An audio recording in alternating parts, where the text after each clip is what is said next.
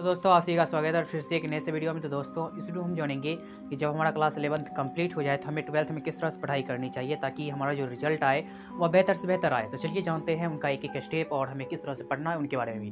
तो पहला हम यहाँ पे लिखे हैं दोस्तों हिंदी, इंग्लिश, फिजिक्स, केमिस्ट्री और मैथ। जब हम क्लास 12th में जाते हैं तो हमें बोला जाता है कि आपको जो भी इच्छा हो अपने अनुसार से सब्जेक्ट को चूज कर सकते हैं, यानी कि चुन सकते हैं सब्जेक्ट को।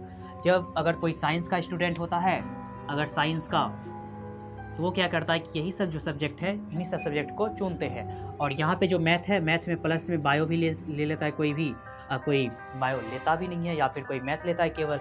इसमें होता है क्या, किसी किसी का केवल मैथ रहता है, किसी किसी का बायो रहता है, या फिर किसी का मैथ और बायो ये दोनों रहता है दोस्तों।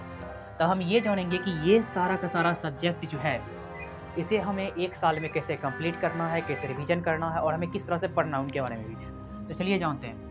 सबसे पहले हम यहाँ पे देखेंगे ये जो आप देख रहे हैं हिंदी, हिंदी में जो आता है दोस्तों इसमें एक क और ख, इसमें एक कहानी वाला पार्ट है और एक कविता वाला पार्ट है दोस्तों। मान लीजिए कि अगर 12-12 चैप्टर है तो टोटल हो गया 24 गो चैप्टर, यानी कि इसमें जो है हिंदी बुक में काव्य खंड क और ख दोनों है। और हिंदी का जो चैप्टर होता है दोस्तों इसमें हमें एग्जाम में जो पूछता है उसमें व्याकरण से भी रहता है, यानी कि सबसे पहले हम हिंदी का ही बात कर लेते हैं।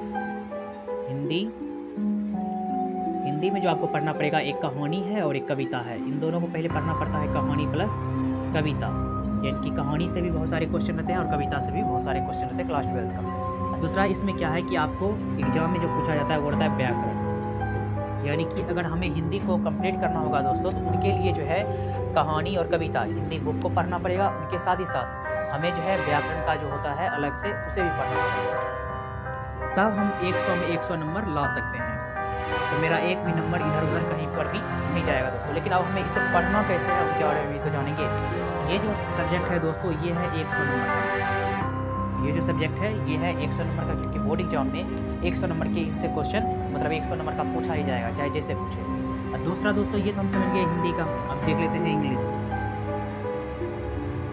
इंग्लिश वाला जो है दोस्तों इसमें भी आपको इंग्लिश का एक बुक है इंडियन सिविलाइजेशन कल्चर, जो उसका आगे का हेडिंग लाइन है दोस्तों।